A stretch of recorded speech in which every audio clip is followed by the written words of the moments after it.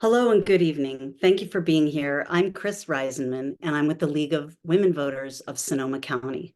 Welcome to the second of our series of 3 civics classes brought to you by the Sonoma County League. The Sonoma League of Women Voters is a nonpartisan grassroots organization working to protect and expand voting rights, encourage informed and active participation in government, and ensure that everyone is represented in our democracy. We empower voters and defend democracy through education and advocacy at all levels of government. I encourage you to join a local league near you to further the cause of democracy in our nation. As I mentioned, tonight's class is the second in a series of 3.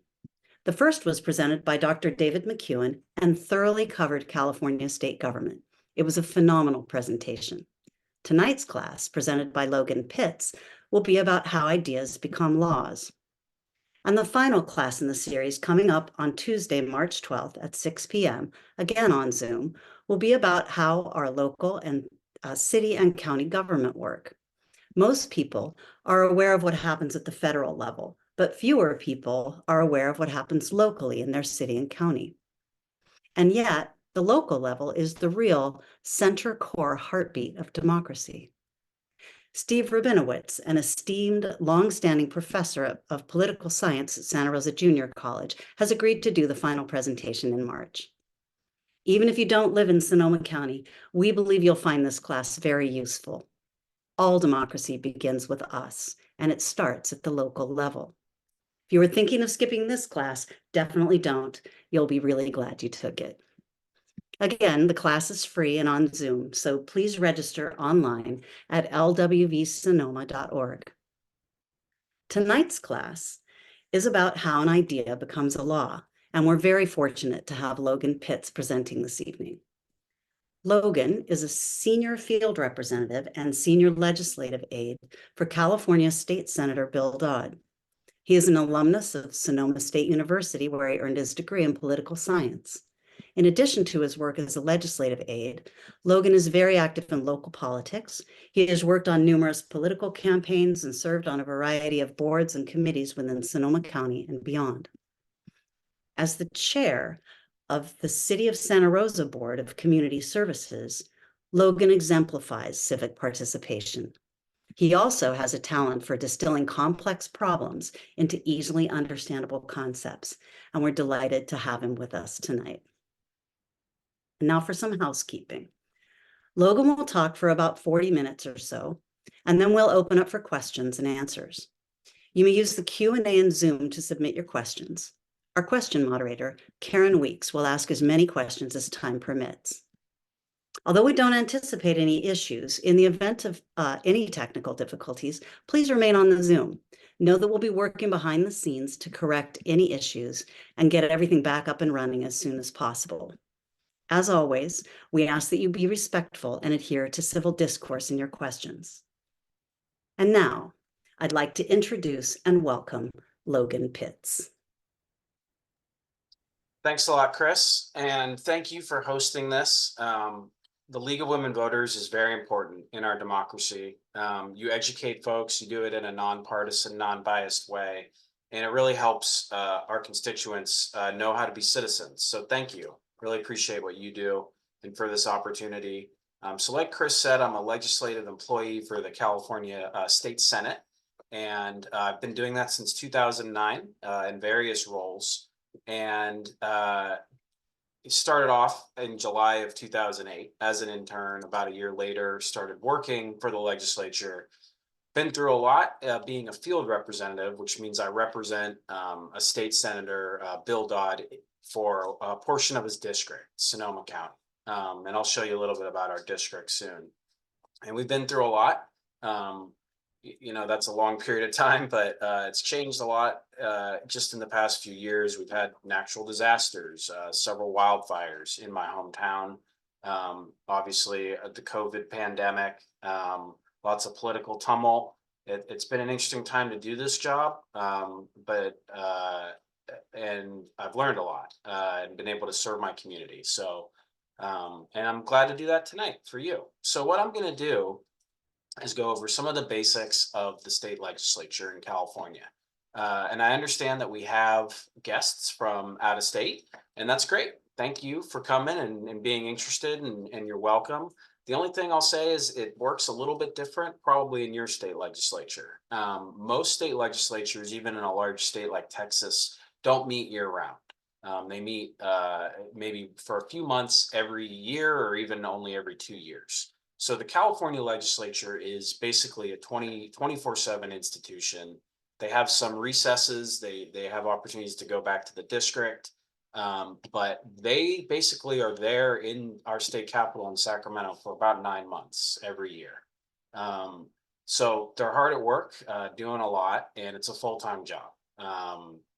And so I'll go into some of the basics of how our legislature works. So we have two houses, bicameral. There's the state assembly, the lower house, and the upper house is the state senate. The assembly members have 2-year terms and the senators have 4-year terms. And California's big. We're almost 40 million people. We have 80 assembly members and 40 senators. So if you do some quick math there, that means each assembly member represents about 500,000 people and each state senator is 1 million. A member of Congress represents generally about 750,000. So our state senators sort of have a bigger job in a way, at least more constituents. We have term limits in the state of California, which have been passed by voters, which is worth mentioning. We have a direct democracy system, basically the most direct in the country, where if you get enough signatures, you can put something on the ballot for every voter in the state to vote on, and it gets added to the state constitution, which means it can only be overturned by another vote of the people. So back in, I believe it was 1992, we passed term limits. We changed them about 10 years ago. So you can only serve 12 years in the state legislature. So that's 6 terms in the assembly or 3 in the Senate. And then you're done. You have to move on and your district seat is open. The way that we draw our district lines is through a Citizens Independent Redistricting Commission, not controlled at all by politicians. It represents Democrats, Republicans, and nonpartisan voters equally. It reflects the demographics of the state, geography-wise, racial demographics, gender. So it's basically normal people. We happen to have the chair of that commission be from my home county of Sonoma County last time, but they could be from anywhere. And we do that every 10 years after the census. And again, this is totally out of the hands of the politicians, which is pretty unusual in American politics as well. So they don't draw their own lines. They don't set how long they're in office. There's a lot of turnover, which kind of empowers staff in a way. Staff tend to last longer than the legislators, at least some of the time. And so we start gaining knowledge and experience, and can help new people come in and do their job.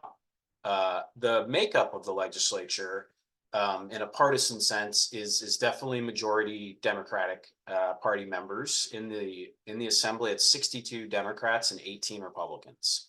In the Senate, it's 32 Democrats and 8 Republicans. So that is obviously large majorities, and that's a long-term trend in our state politics.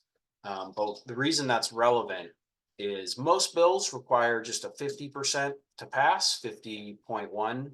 So 41 assembly members or 21 senators, but to raise taxes in our state, you need a 2/3 vote in each house of the legislature. So that's a little higher. And even though the Democratic members have that threshold, they're not all the same. You know, they have a wide spectrum of ideology, and they're not always all on board.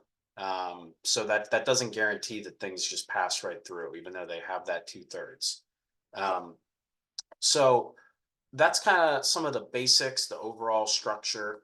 I'll just show folks real quick an example of a Senate district. Real quick, this is just real quick. This is the makeup of the state assembly. Just wanted to show you that 80 people again. And as you can see, 62 Democrats, 18 Republicans, and the speaker is Robert Rivas right now. We have a speaker of the assembly and a Senate pro tem. Those are the leaders of each majority in each house. And so back to the districts, just to show you that, this is Senate District 3. If you're not from California, it might not be super familiar, but this is a pretty big area. it goes all the way from over here in Roanoke Park, see right there, and then you go all the way over to West Sacramento over here. Pretty large district. It's 6 counties, 22 cities. It takes several hours to go from one end to the other. So that is just an example of one legislative district. They tend to be smaller in Southern California or in the San Francisco Bay Area where the population is more dense. Again, this is a district of about 1 million people. So in Northern California, we're a little more spread out. And we don't quite have the same density. So you cover a big territory. The Senate districts to the north of us, for example, or just to the west, goes from the Golden Gate Bridge to the Oregon border. So it's about 400 miles of our coastline. That's our neighboring district. So pretty big. It's a big job. And that's why another reason why we organize it into the legislative leadership. We have various committees, which I'll show you real quick, just to give you a flavor of how many committees there are in the state Senate. This generally is the same in the Assembly, but they have slightly different committee mix. So as you can see, these are standing committees. That means they meet all the time. They have a regular schedule, basically every week for six months or so out of the year. There's also the budget committee down here.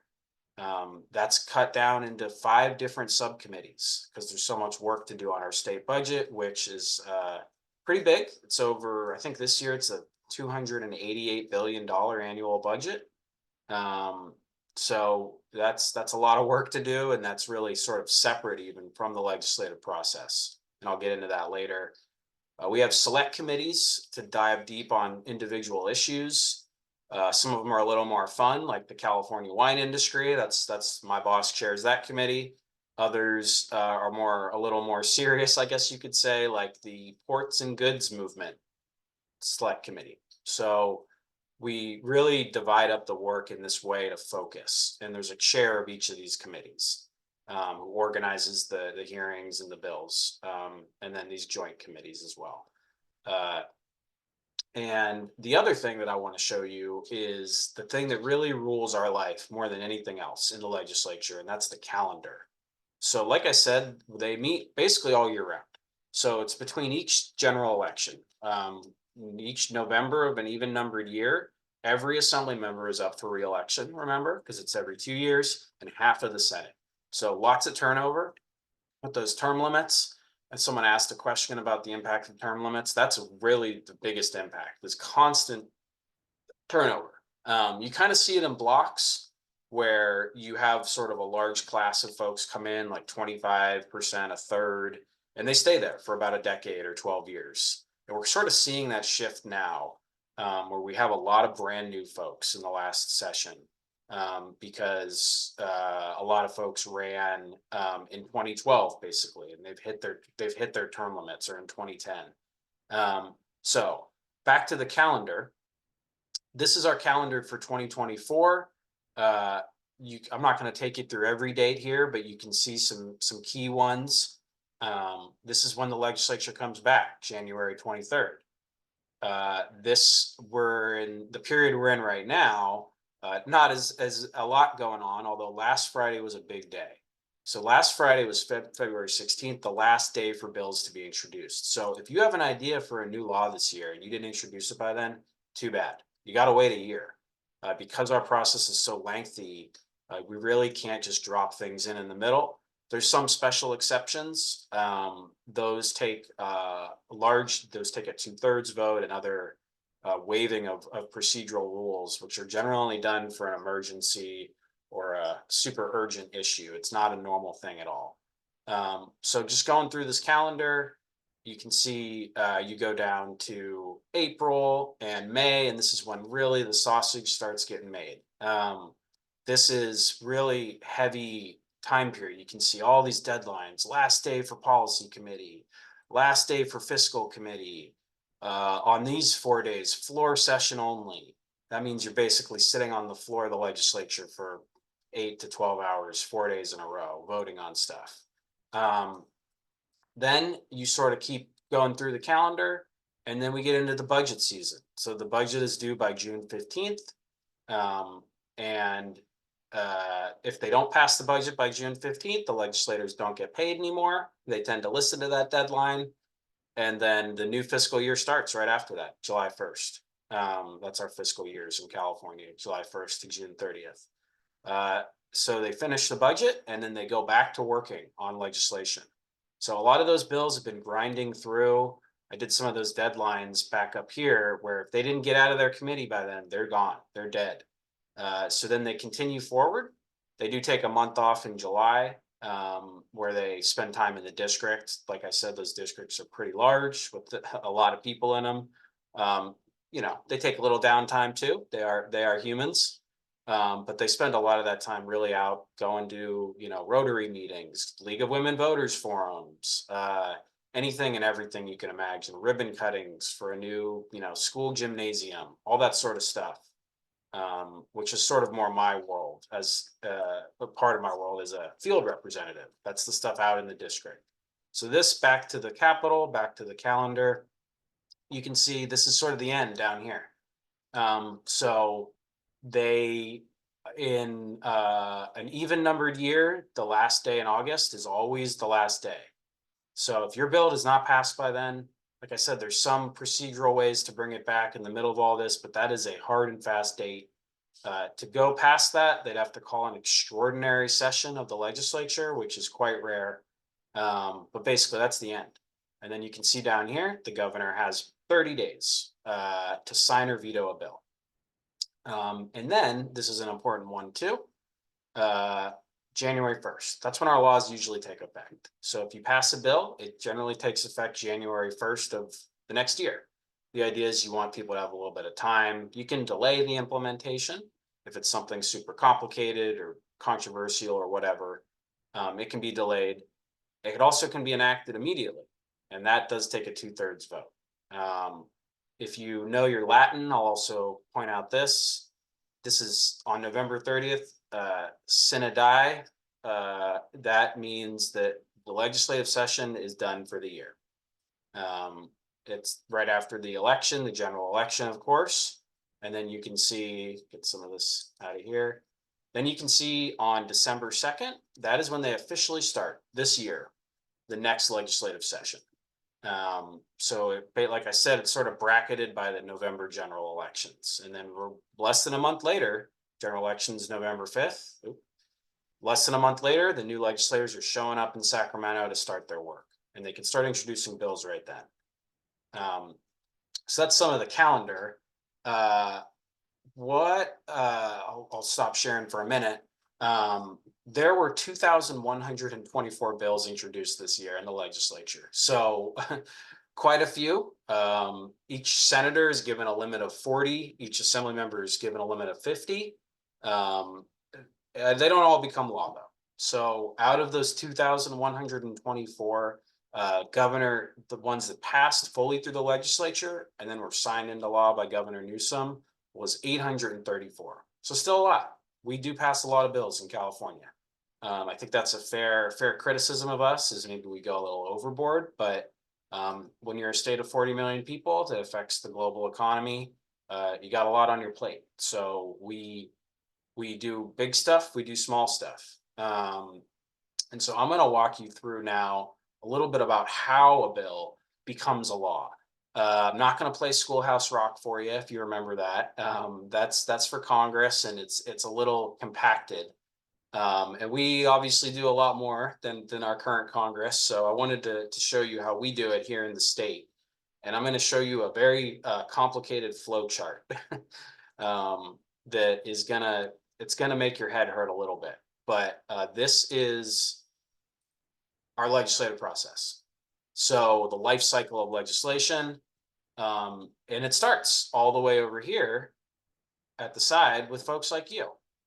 Suggestion for needed legislation. That is real. These ideas really do come from the average person often. You also get ideas from advocates. You get ideas from local governments. You get ideas from lobbyists, and I'll go into how that works in a little bit. But this is obviously a lot of steps. So as a legislative aide, I am like the shepherd of that little sheep, that bill getting through the legislature. I have to shepherd it through all of these steps.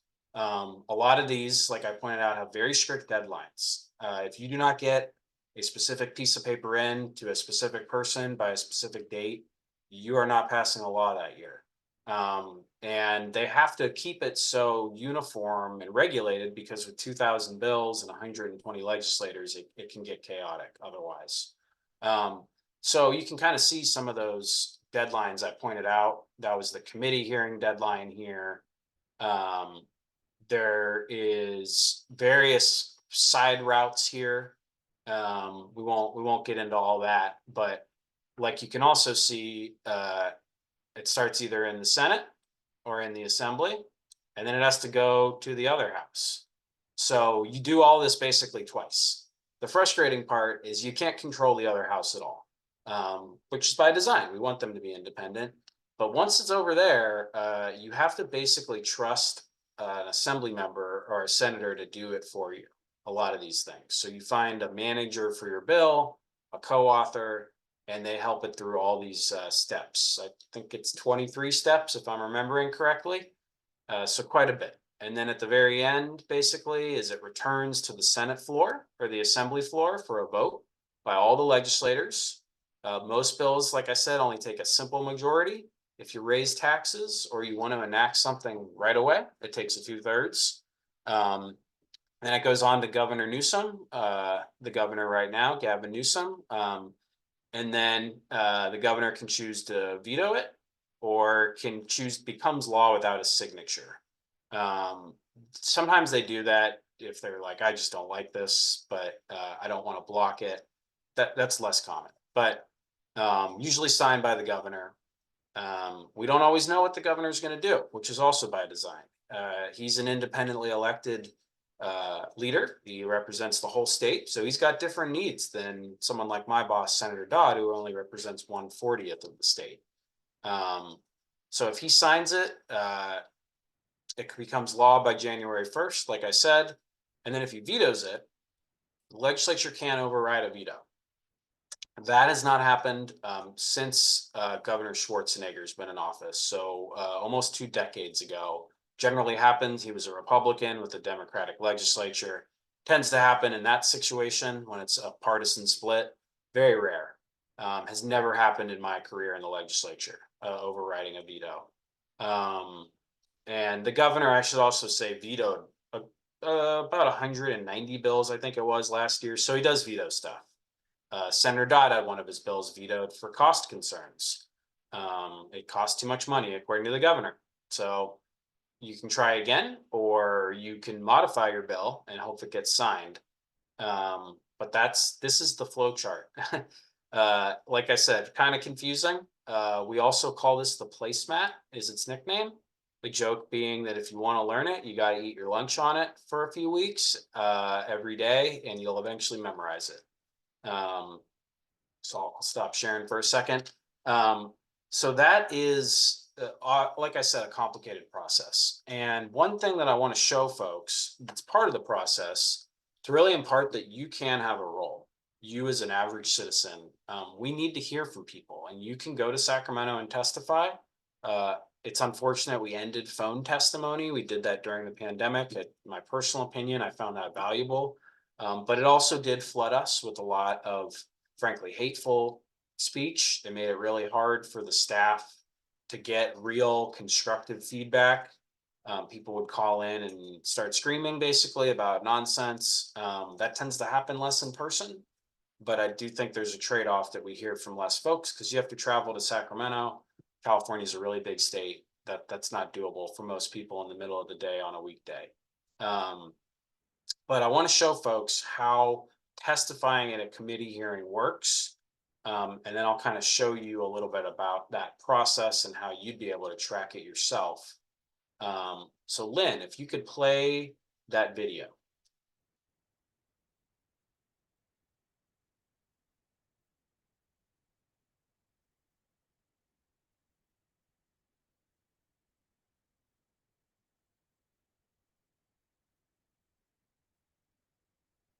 Lynn, I am not getting any audio on that. Right, I'm sorry that the audio was on. It's just not coming through. I'm sorry. That's okay. Let me try it real quick. And if you can't hear it, then let me know. Okay. It was working earlier. I believe you. I saw it. So I have it pulled up. Tell me if, sorry, hold on one sec. Sorry, folks, for our technical difficulties. Okay, tell me if you can hear this. I think there's a line through that speaker next to it. I can't hear it, no. Okay. We are experiencing technical difficulties, folks. I'm sorry about that. Yeah, okay. Not interesting. Okay. Well, that's too bad that we can't show you that. That's okay though. We are going to try something else. I'll just explain to you what's going on in this video.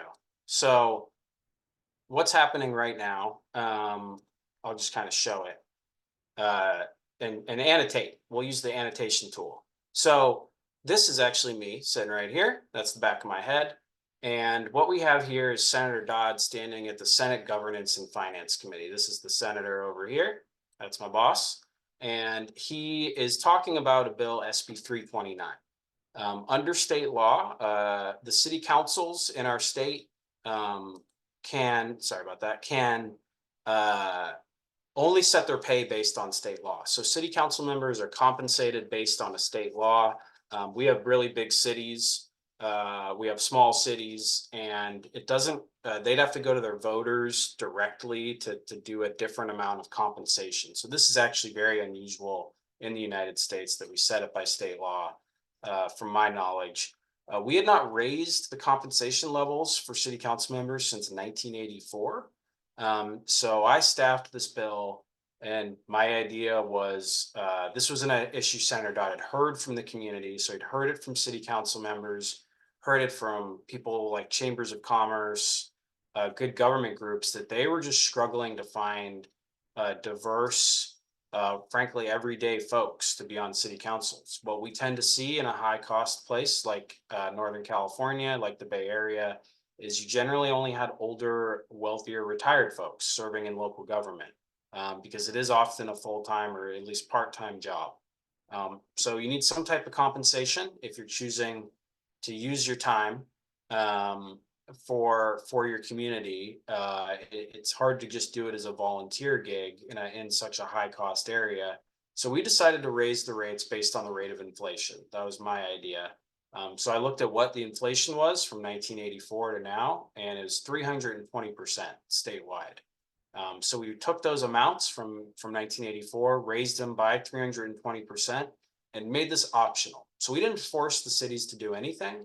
We were basically just raising their ceiling. Actually, I should say raising the floor in a way, but they can do anything they want. So they could have done $1 a month or a meeting. They could have done this new maximum, and then they can also go to their voters to raise it even higher if they wish. So we, like I said, heard from the community, heard this constantly, that we're having trouble getting more diverse, representative folks on our local government bodies. So we asked Rohnert Park Mayor Samantha Rodriguez, who's in her 20s, has a job, does things in her community, but was struggling to serve on the council with the current pay rates. And so I asked her. I knew this is an issue with a lot of young folks who serve in local government. So we had Samantha come and stand up, and this is her right here. So she stands up in front of the committee after Senator Dodd describes his bill and testifies on our behalf. We also had other advocates come in. The League of California Cities, which represents cities at the state capitol, came and spoke in support of the bill. I'm sorry you can't see Samantha's wonderful comments, but it was inspiring. She talked about as a first generation American, the daughter of immigrants, that she really struggled to live in her community while representing it. And that this, yes. Excuse me, I think I figured it out. Would it be too late to try to show it? No, go ahead. Let me stop sharing. Start at 23:55 if that's Okay. gonna work. I think it's gonna work. I think that the problem was I didn't have, anyway, it doesn't really matter. The item number 3, SB 262. We'll Can move you hear on it? to item number 4, which is SB 329 by Senator Dodd.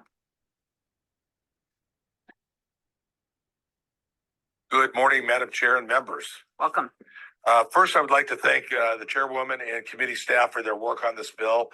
I will be accepting the committee's recommended amendments that are detailed on page 3 of the analysis. SB 329 updates the base compensation amounts for city council members in general law cities. These amounts have not been raised by the legislature since 1984. City council members have one of the hardest jobs in California government, and all too often they do this job with very little financial compensation. No one runs for city council to get rich, but the low levels of pay make it much harder for them to balance their careers and personal obligations with the calling to serve their communities. As mentioned, the legislature has not raised the base pay amounts for city council members since 1984. In my district and in much of our state, we've seen the cost of living increase dramatically since then. It's time for those amounts caught up to the present economic reality, especially with the rapid increase in inflation that we've seen recently. Raising the pay will make it easier for our members of our marginalized communities to serve. We know that the increase in cost of housing, transportation, childcare, and other basic necessities falls hardest on those communities. We need to make it easier for people from all income levels and backgrounds to serve. City councils should be reflective of the communities they represent, and I believe raising the compensation is an important step to achieving that equitable outcome. I would like to introduce Rohnert Park Mayor Samantha Rodriguez to speak in support of this bill. Welcome. Morning. I'm coming to share. I am a first generation, first Latina, and the current youngest council member to serve not only for our county, but for our city. And I am in support of this because I currently make about $400 a month to be what many would find a full-time council member and mayor for our city. With that, I also juggle being a full-time public employee through the state and most recently a full-time student. So as we know, it's very difficult to juggle. Senator Dodd's office actually saw me working on the way here and working before we came here. And I do think it's important because it helps bring some equitability for appropriate representation for our communities. I'm honored to serve on my council. We actually reflect what our demographics look like. And we have multiple members that are also juggling work with their responsibilities and how much they care for their communities. So I would hope that we could also support this bill to provide that for many of the cities and council members to continue, especially given that it was not changed since before I was born. So that's a bit of time. And so I would like to do this. And I'm also somebody who is not, once I finish my term, I will not be continuing. So this is not even something that I could potentially benefit from, but I do think it's important so that others can continue to do the incredible work that is done at the city council level. Thank you. Thank you so much for being here Great, today. thanks, Lynn. Yay, it worked. Okay, so folks got to see Councilmember Rodriguez in action. Like I said, I was sitting there and just describe my role a little. I gave her a ride from Rohnert Park. You know, you sort of walk the person through the Capitol, take them to the hearing room, and then prepare all of that. So I had to do a lot of work ahead of time. There's work after that hearing, but that is really, it's not just political theater. There's a little bit of theater in those hearings, no doubt. But that is a serious bill. We had this problem raised to us by the community. I found a person in the community who personified it and asked them to testify. Like she explained, she had to take time out of her workday to do that. So I really appreciated her doing that. And it really is just often regular folks coming in to influence the process. The legislators on that panel asked some questions, and you could really see it affected them almost emotionally, her testimony. And so it does make a difference. It's not just theater. It's not like it's all been decided ahead of time. I think some folks made up their mind right there. And when you're dealing with 2,000 bills a year, you have to be open-minded. You have to be able to be swayed. So that's that process. And then I'm going to show another screen. So that bill was Senate Bill 329.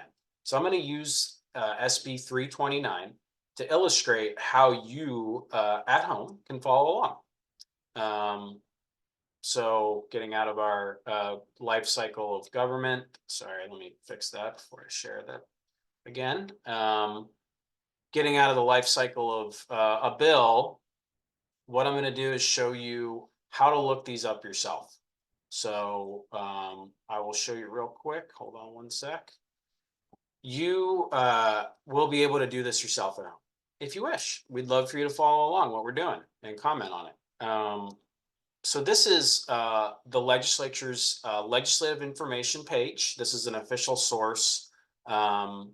You sometimes see other databases on bills. I can't vouch for their accuracy, but this is the real thing.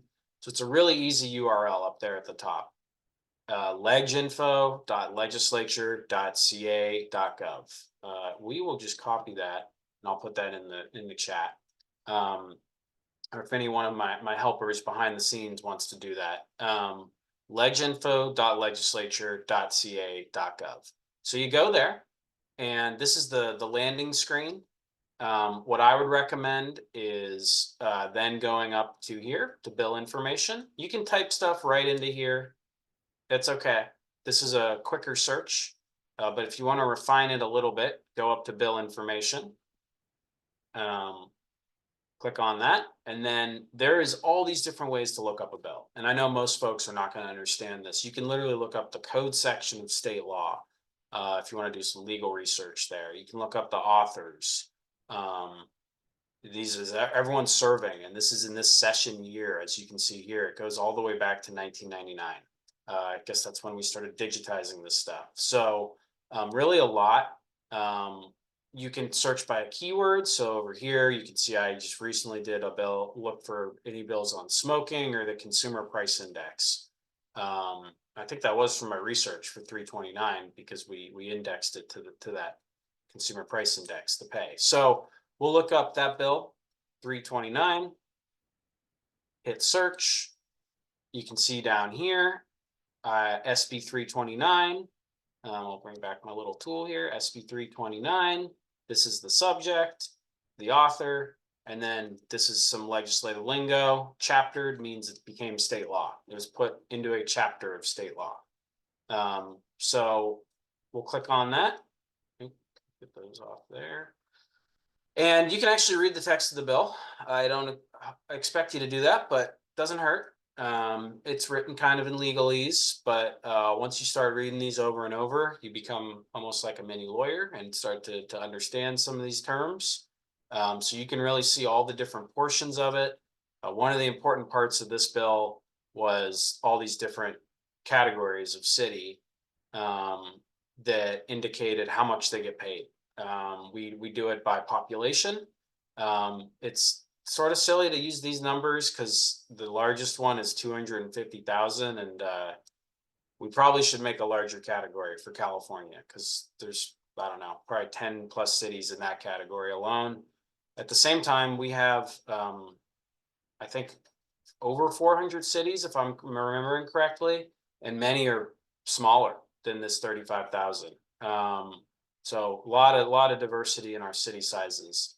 But this is the bill text itself. That's, again, I don't expect everyone to read that, but then you can go look through all this up here. So how did folks vote on it? You can see every step of the process. And then we'll go back to what you were watching, which is this, the Senate Governance and Finance Committee. So you can see it got a unanimous vote. So all Democrats and Republicans voted for that. You can even see who did it with their names under the I votes. So that was all the legislators, and that's great. When you get out of committee unanimously, it gives you momentum. It shows that you have broad support for your bill. Then you can see how it did on the floor of the Senate. So it went there next. Thinking back to our flow chart, went to the Senate floor next. Got a pretty good vote. 6 folks chose not to vote on it. I think 2 of them were just literally not there that day. 4 of them didn't vote on it even though they were there, which you'd have to ask them why they did that. It usually means that they don't like the bill, but they also don't hate it enough to vote no. So that's kind of one of the customs that's developed in the legislature, is people abstain basically when they don't want to offend you or hurt your feelings or don't hate it. But those 4 folks, who all happen to be Republicans, didn't vote for it. And that's okay. We didn't need their votes. We would have loved them, but this one only needed a simple majority, so 21. Then it goes and does the same thing over an assembly local government. So the committee had a slightly different name in the assembly, right here. And you can see it got the same amount of votes, unanimous. So bipartisan, unanimous vote in committee.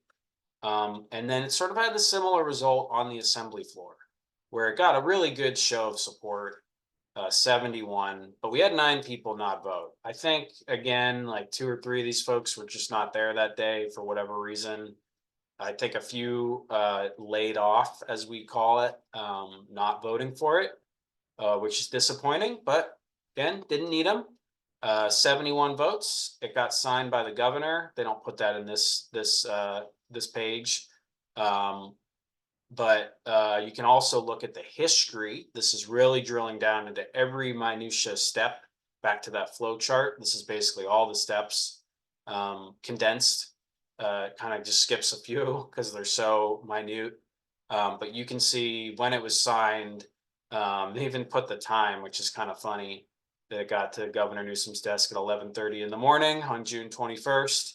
And this actually got signed pretty early in the process. So I showed you earlier that our deadline is August 30th. The governor has 30 days after that. Most stuff doesn't get passed this early and signed, but this was a pretty popular bill. And you want it to go as fast as possible. Delay is usually not your friend. So that was great. We got it signed within a few months. So you can see from the very first time that it was read, which literally means someone reads it out loud. You have to wait 30 days after that to amend it. That gives the public time to look at it before you change anything. And then you can see all these steps. But that's pretty quick in the legislature to go from February 7th to June 21st. It became the law. So that is the history of that bill. And then you also can just keep scrolling along these options and read the actual bill analysis. So these are analyses done by the committee. You can see again, the Senate Governance and Finance Committee, that hearing I showed, they write an analysis. It's several pages for each bill. So you can imagine with 2,000 plus bills a year, there's a lot of these analyses. Each committee gets a few hundred. So they have a lot of work to do, the folks on those committees, the staff. You can keep going and look at the various options here. This is really getting into like more of the legal language, different versions based on how we amended it, its current status. This tells you a lot of lingo that I don't expect you to know, but this sort of classifies the bill. And I use some of these terms, non-urgency, so it takes effect next year. Non-fiscal committee, I didn't have to go to that extra committee. Majority vote required. So this sort of gives you some of the guideposts for how you get it through. And then the comments are right here that people can make. I'd have to log in here and show you, but this is actually more, this is after you create your own login. So you can actually see all the comments that people did. And the last thing I'm going to show you on this page, this might be the most important part for everyone, is track bill. So what you can do is you can click on that and then you can sign up. You would go in here, log in. Oh, didn't have my right login, but you go in here and you just sign up to get updates on it. You have to make a quick registration, but it's really easy. And then you will get email alerts. Gonna exit that. You'll get email alerts every time it does one of those steps in the process. You can sign up for the minutia and all the different steps. You can sign up for just when it has its final passage. But you are able to track all the bills really easily right there, sent right to your inbox as soon as that action is taken. We do that. I sign up there to track bills. It's the best way to find out because you get that alert usually like in the middle of the night or something when it's filed electronically. So that is kind of the rundown on how a bill becomes a law. And I'm going to real quick just go over some elements of the process too. There's a few terms that we use. One is the third house, which is sort of a sarcastic term for lobbyists. The idea being that there's the Senate, the Assembly, and then the third house. Lobbyists play an important role, and it's not all odious donations or things like that. We get folks who represent foster kids, who represent small communities, who represent small Native American tribes. These folks don't have a lot of money. They can't write checks to folks, but they're still a lobbyist. So that word is not a pejorative term at all.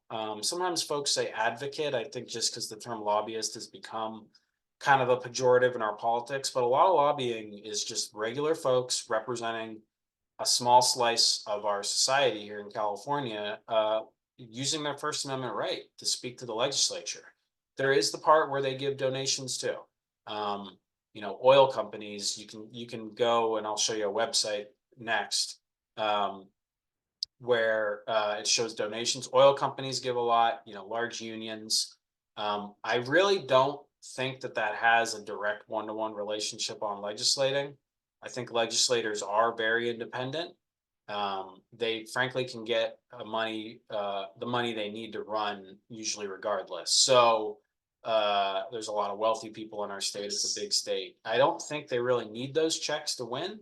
And so I've never really seen that. I think there's rare instances where you could maybe draw a line between a donation, or political support, and how someone votes. But I think one thing that's really underestimated is people's ideology and their strongly held beliefs. It doesn't matter how much money you give them. If they believe something to their core, they're not going to support it. Or they're going to fight for something, and it doesn't matter what the countervailing fact is. So I think we kind of minimize that in our politics, that these are humans, tend to be people with strongly held opinions who worked in a certain area for a long time. And I think that's a big part of it. And the other part that I'm going to show you is what's called the fourth estate. That's an older term in our politics for the media. And my favorite folks to go to is this website, CalMatters, just calmatters.org. It's a nonpartisan, nonprofit state news website. They do daily emails. They'll keep you updated. They help me be better at my job. I really use them a lot. And for example, I use them to find out how many bills were introduced this year, because that is not just like written down somewhere for us to know. You can see down here, it was 1,505 in the Assembly and 619. So I talked about that deadline last Friday. That's how many bills went in. And this website helps keep me updated. Like I said, I really recommend following CalMatters and reading them on a regular basis. It's really good stuff. That is really the end of my presentation. I think I inundated you with enough info for now. And now it's Karen's turn to do the Q&A. Great. Thanks so much, Logan. Really appreciate your sharing all your knowledge with us. So we have some questions that have come in. So let's just start with the first one. Who actually writes the bill? Is it the legislature? Is it their aides? Is it lobbyists? Is it who does it? Good question. So it's an idea that first comes. So like that bill I talked about, we had an idea to raise city council member pay. We went to the office that's called Legislative Counsel, like COUNSEL, like legal counsel. And that's about 40 or 50 lawyers that work for the legislature take your layperson idea and write it into a law. So I showed you that bill language. They actually write all that up. They have to know basically what to cite. So they have to go into state law and say, oh, you're changing government code section 123.5 or whatever. They need to know that. So they have this really in their brain and they do the legal research. They're split into different policy areas. And then we also get advice from them. So we do the bill and they'll flag early on. They'll be like, hey, there's a First Amendment issue here, or there's whatever legal hurdle. We don't want our bill to go to court and then get invalidated by the judicial branch. So that happens. I mean, we're not perfect, but we want it to be kind of bulletproof legally. So they help us with that so that by the time it's done with that whole long committee process, we really weeded out any of those issues, typos, anything like that. Thank you. You talked about the bill that Senator Dodd did regarding council pay. And you said that that was approved quickly compared to other bills. So what's the quickest that you've seen a bill get approved? Oh, that's a good question. The quickest I've probably seen that I can think of off the top of my head is a bill from 2018, Senate Bill 901, that was about a wildfire response. So we'd had large wildfires in 2017, and our public utility companies, try to not give you too much of a lecture here, they're highly regulated in our state. In California, we have a Public Utilities Commission. You can't just raise the rates just on your own. It has to go through this commission. So we basically went through a lot of our energy laws and tried to hold PG&E, that's our power provider in most of Northern California. Their equipment caused these wildfires.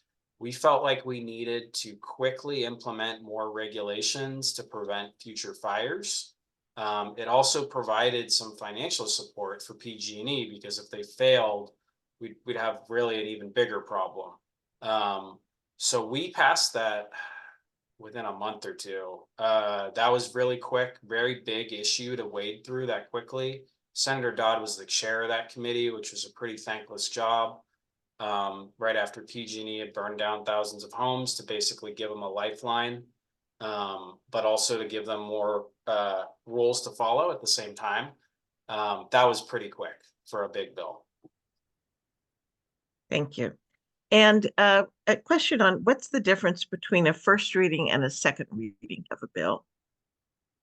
First reading and second reading just means they literally read it out loud. That it just requires a certain time between each of those. That's not like a key step in the process, but they read it to, I think, an empty chamber. Right. And then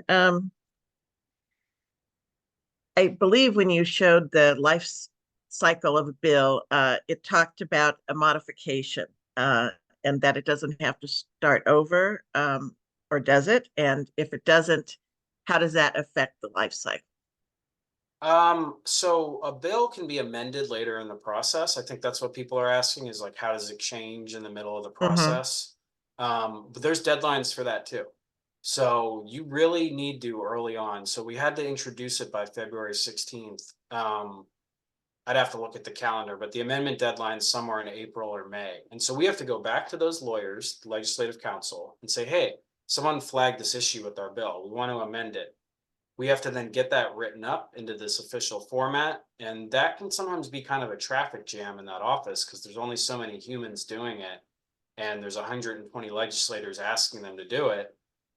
You sometimes get a little bit of a delay. And if you're really not on top of your stuff, they might not get you that amendment until after the deadline. You can't amend your bill and you might just abandon your own bill because if you find some huge issue with it, or the group it's affecting says, hey, this is really going to hurt us or whatever, you might just stop it on your own. So we've done that. Senator Dodd's done that on his own bills where they get stuck basically in a committee.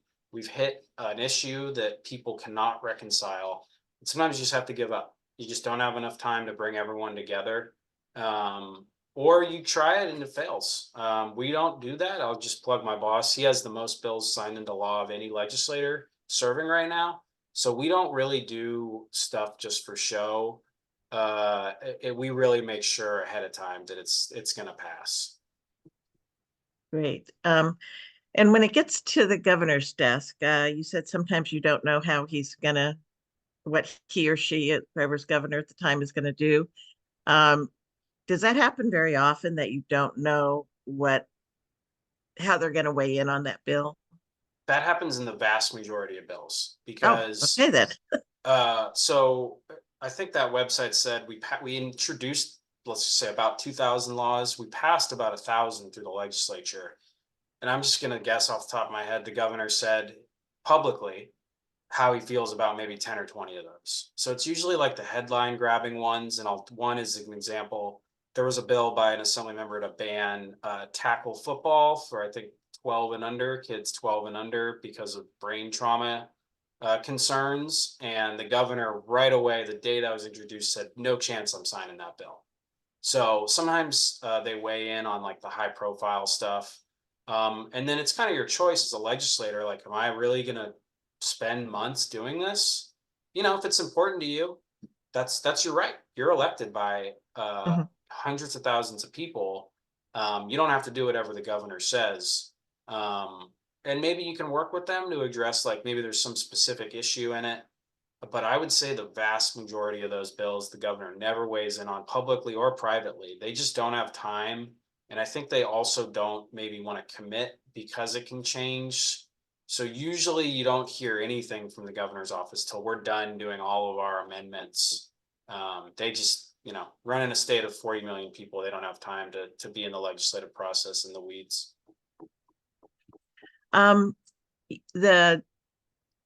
You said you had heard from different localities about council salaries, and that's one reason that you decided to go forward with this. If you are looking at a bill that you haven't heard from localities, do you reach out to local city councils or boards of supervisors to find out what their thoughts are on the bill before maybe you proceed? Yeah, great question, Karen. That is not always possible in a district with 22 cities. Just literally the logistics of talking to all of them would be hard, but that is why we try to do that. And we definitely, if it's going to affect a specific city, or like a specific area, we will definitely talk with those folks. Those are what are known as district bills. Generally, most of our laws affect the whole state, but sometimes it's just about, restoring this creek or building this highway or whatever it is, that the rest of the legislature is like, well, that's not my district. As long as it doesn't hurt the rest of us, that they usually don't pay as much attention. But that is why groups, trade associations, I guess would be the term, are really important. So we can't talk to every factory owner in a district of 1 million people. So we need to hear from, making this name up, the factory owners of California. The League of Women Voters lobbies us, so we need to hear from them. Maybe we can't talk to every individual chapter, right? So there's someone in Sacramento representing all of you. Same with unions. We can't talk to every union in the state. So there's a California Labor Federation that represents most of them. So those lobbyists, those trade associations for cities, it's called the League of California Cities. They advocate on behalf of cities. They actually have kind of an interesting process in that every city gets one vote, which a city like Los Angeles doesn't love because they're so big, but that's their process. So we really take what they have to say very seriously. They're representing our local governments, so they get a little extra attention, at least in our office. Great. And I just want to remind the viewers, if you have a question, please go ahead and put it in the Q&A. But we have a couple questions regarding term limits. The pros and cons of term limits, and the fact that Dr. McEwen 2 weeks ago said that, in 2025, there's going to be this huge turnover of the legislature. And do you think that will, I guess it's a two-part question. So pros and cons of term limits, and with the huge turnover in January of 2025, do you think that there will be a change in how California operates? Yeah, so I'll start with a sort of a pithy comment. We have term limits already. We always did. They're called elections, but obviously those don't always result in someone new coming in. But I think it's kind of important to remember that there is always a chance to replace the person. But there's the power of incumbency. You're in the newspaper a lot, you raise more money. You've probably been in local government, so people know you. There's definitely a value to that. There's no doubt about that. All the data shows incumbents are way more likely to get elected than a new person. And so I think one of the reasons Californians enacted term limits is we had a Speaker of the Assembly, Willie Brown, who'd been the Speaker for like 20 years. And he started getting up to some shenanigans, and you tend to see that in any situation when someone's been in power too long. Maybe they lose touch, or they can't recall what it's like to be a regular member. Whatever the issue is, yeah, there's always an issue in any democracy about someone having power for too long. That's why we have term limits on the president, right? So the pros are that you get new people constantly, and we have definitely seen the legislature become more representative. Now, it does have less women than it did a few years ago, so it doesn't always just continue in upward progress. It is getting more racially diverse. I think it's more diverse by income now. I think honestly, more than term limits, I think what helped with that was the independent redistricting commission I talked about. So we've now had two rounds of that every 10 years. Really opens it up to new people. So those are the pros. I think the cons are that some of these issues are incredibly complicated. California affects the global economy. When we set, mileage standards on cars, the rest of the country has to follow those because we're basically 15% of the market, even though we're only like 12% of the population or whatever. So we have outsized influence also over the world. So we have a bill this year on artificial intelligence. We did one last year, and we had folks from the European Union meeting with our staff. So it's not, we're kind of at that level where the issues take several years often to work through. They're complicated.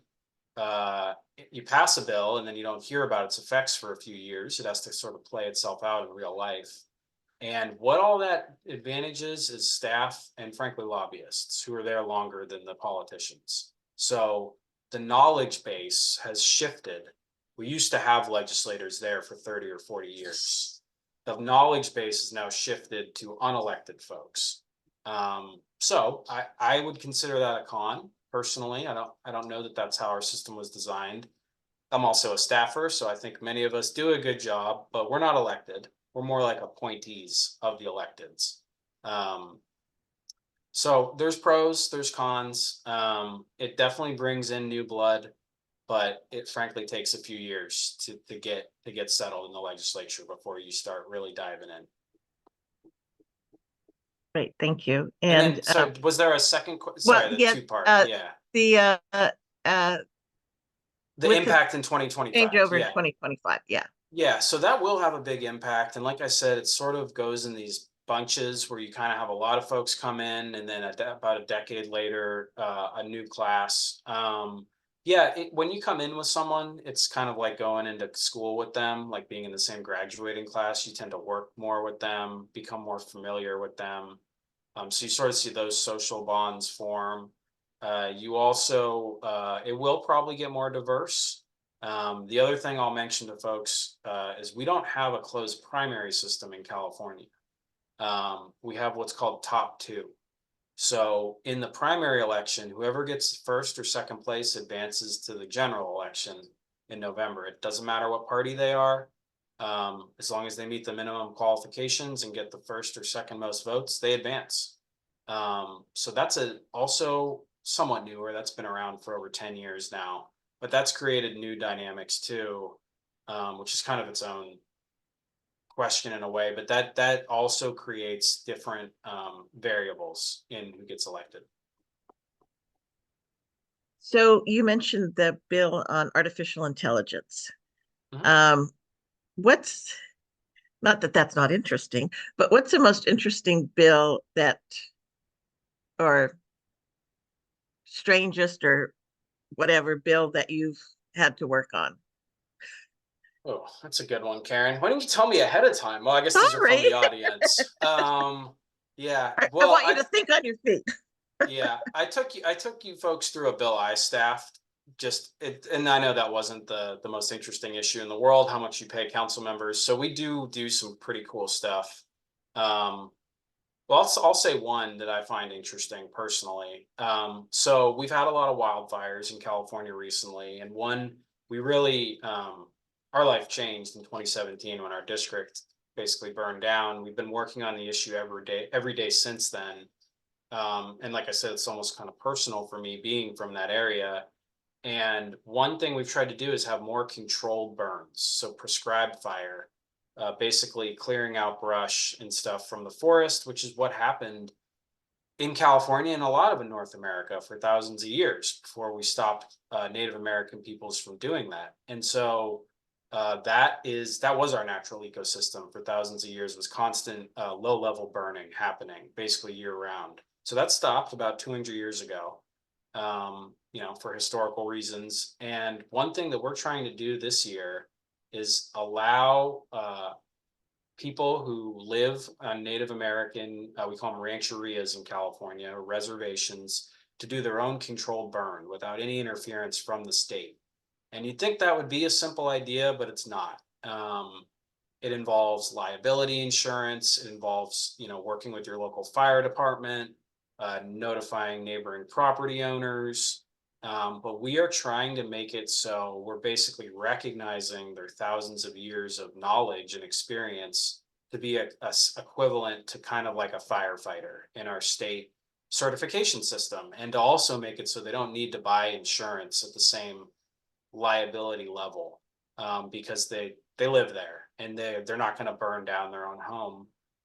Like I said, they've been doing this for thousands of years already. So I found that really interesting, super niche issue. It doesn't affect the whole state. There aren't rancherias everywhere, but there's a lot in Northern California.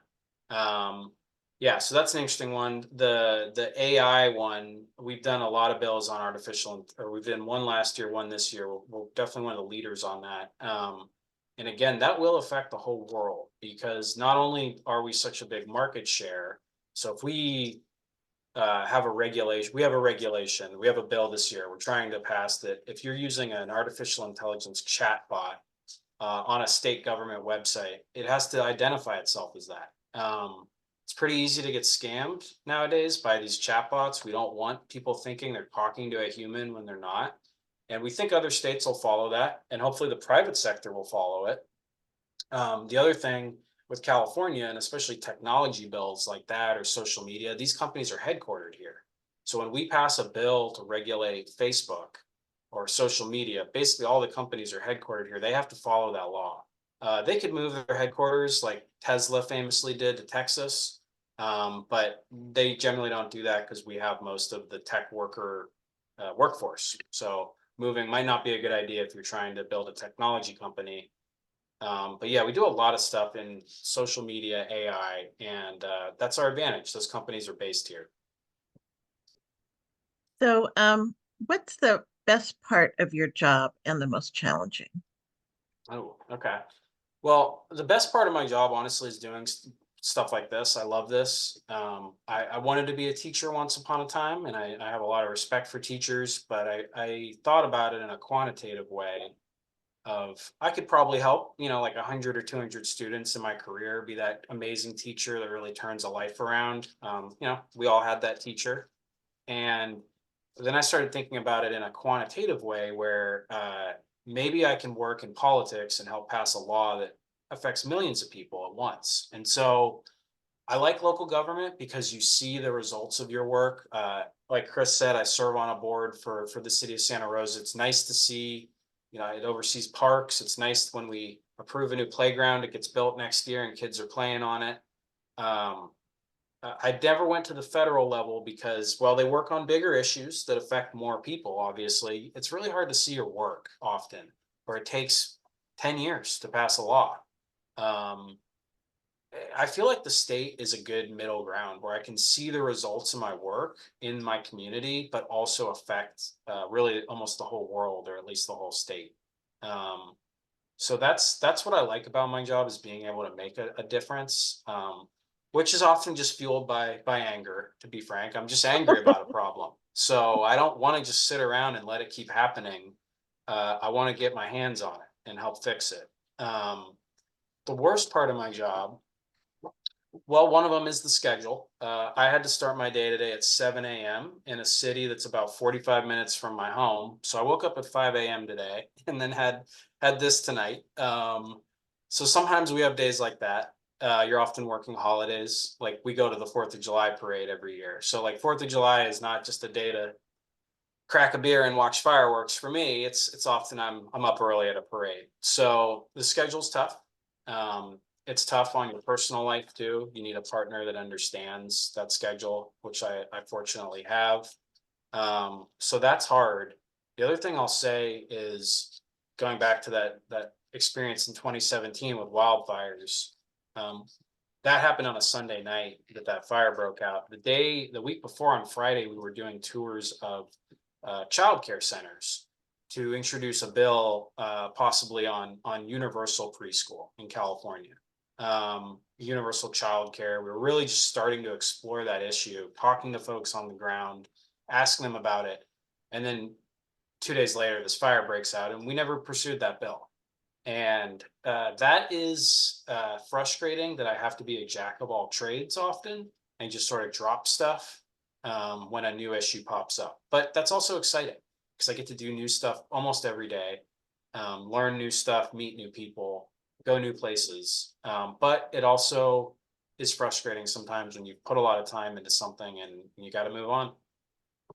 Yeah, that would be.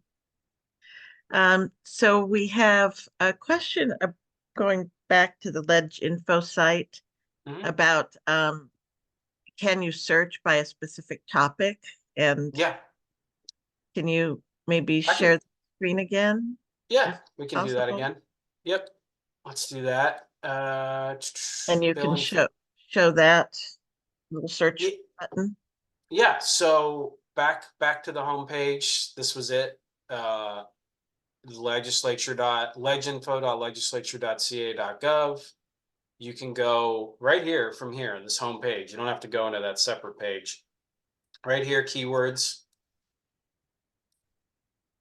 You can just search right there. So we could do every bill on, we'll just say cannabis. It's a hot topic. And here is every bill that's been introduced last year or this year on cannabis. It's actually less than, oh no, sorry. There's 93 bills on that. So it's only displaying 10 per page. So we had 93 bills out of our, what was that, 2,000 that had the word cannabis in the text. You could do other, like I had the consumer price index. Because I was researching for that bill. 889 bills reference the consumer price index. That's a lot. Didn't know it was that many. So that's a good way to do it. It's just by this keyword search right up here. Thank you. Yeah. And then one last question, and it's on the Assembly and Senate members. When they're elected and they're brand new in Sacramento, they don't know where their office is. They don't know where the water cooler is. What kind of training do they get?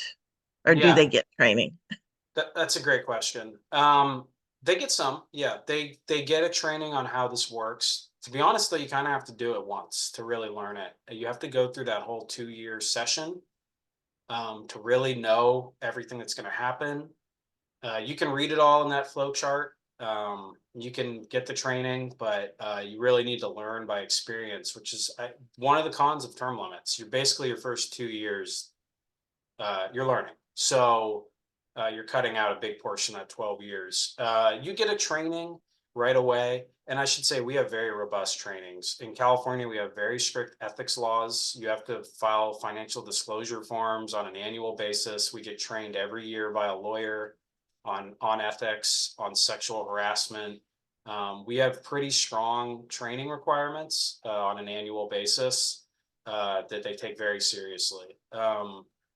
the legislators, I should also say are different in that, like, they don't get a pension, they don't really get any benefits, so that's one of the things that happen with term limits.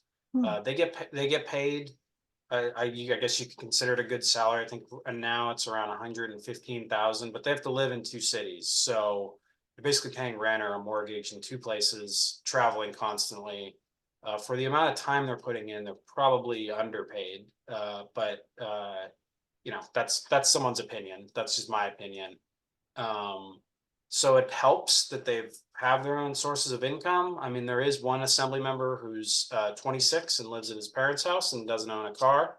You know, my boss, Senator Dodd, is in his 60s, retired from business, in a much different, has 13 grandkids, you know, 5 kids, much different life circumstance. So they come from a lot of different backgrounds. But yeah, there is some training up front. But it's also, like I showed you, it's a pretty short timeline. The election's the first Tuesday in November, and then they get sworn in the first Monday in December. They don't take a lot of training in those 4 weeks, so it really does happen while they're already there. And it's a big job. Like I said, you kind of have to do it for a while to really understand it.